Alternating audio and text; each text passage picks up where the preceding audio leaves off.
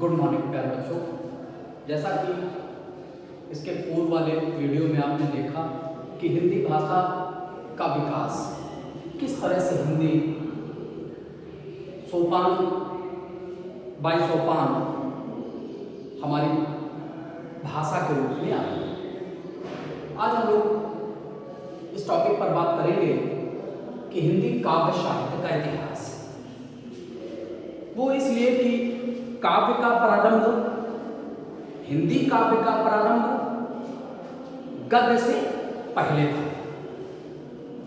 तो काव्य में जब इतिहास की बात करते हैं तो हिंदी साहित्य के इतिहास के लेखन की परंपरा यद्यपि 1839 से है, फ्रेंच भाषा में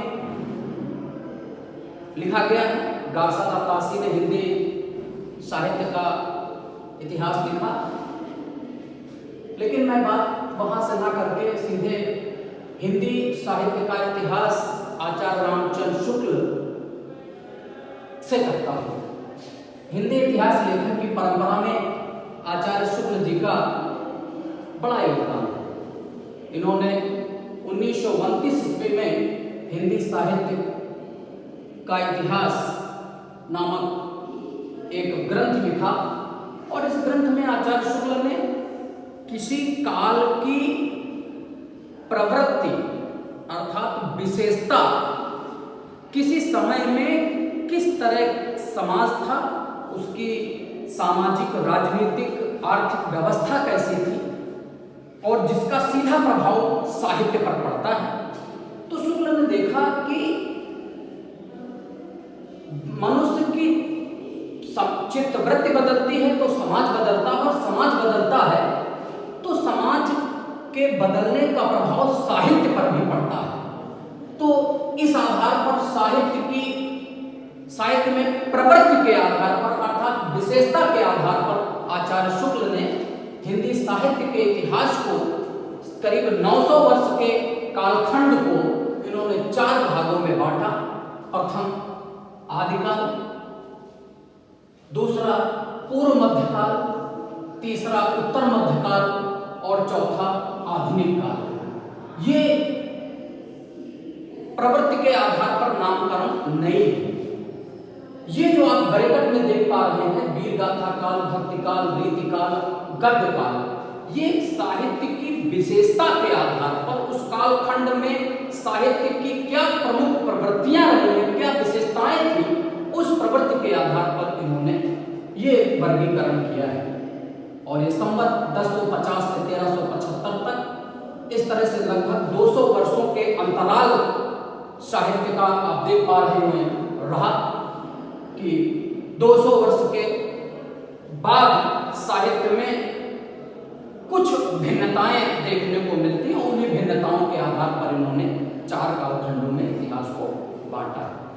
अब बात आती है कि आदिकाल से सर्वाधिक प्रश्न परीक्षाओं में पूछे जाते हैं कि जो सबसे ज्यादा विवाद है वो शुक्ल जी के इसी आदिकाल को लेकर के।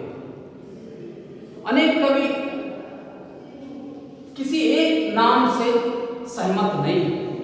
आदिकाल चूंकि पहले का काल था, लेखन शैली का प्रारंभिक युग था, तो आदिकाल का नाम दिया डॉक्टर हजारी प्रसाद द्विवेदी। इसी को आचार्य रामचंद्र शुक्ल वीर गाथा काल कहते हैं। वीर गाथा से आप तात्पर्य समझते होंगे, वीरता को जिसमें मार काट, युद्ध, तीर तलवार की बात होती हो, वो वीर गाथा काल। साहित्य की विशेषता थी कि उस युग में, उस कालखंड में लिखे गए संपूर्ण साहित्यों में केवल युद्धों का वर्णन और घोर संगारिकता जो है देखने को मिलती थी। तो आचार्य शुक्ल वीर गाथा काल इसी काल को कहते हैं। फिर महावीर प्रसाद द्विवेदी इसी काल को बीज वपन काल। बीज वपन माने बोना, यानी हिंदी का बीज बोया गया था इस युग में, इसलिए आचार्य शुक्ल ने और महावीर प्रसाद द्विवेदी ने इसका नामकरण करते हुए ये कहा कि यह बीज वपन काल, इसका नामकरण सर्वथा उचित है। परंतु सिद्ध सामंत काल कहने के समर्थक रहे हैं, इस युग को राहुल शांत कहते हैं। चूंकि आगे आप पढ़ेंगे कि सिद्धों के पहले कवि, पहले सिद्ध सरहपा जो हिंदी के पहले कवि हैं और वो एक सिद्ध थे, इसलिए हिंदी का प्रारंभ चूंकि सरहपा के द्वारा, हिंदी काव्य का प्रारंभ सरहपा के ग्रंथ दोहा कोश के द्वारा माना राहुल शांत ने, और सरहपा सिद्ध थे, इसलिए उनका कहने का तात्पर्य है कि यह इस युग का नाम यथोचित जो होना चाहिए था वो सिद्ध सामंत काल होना चाहिए था।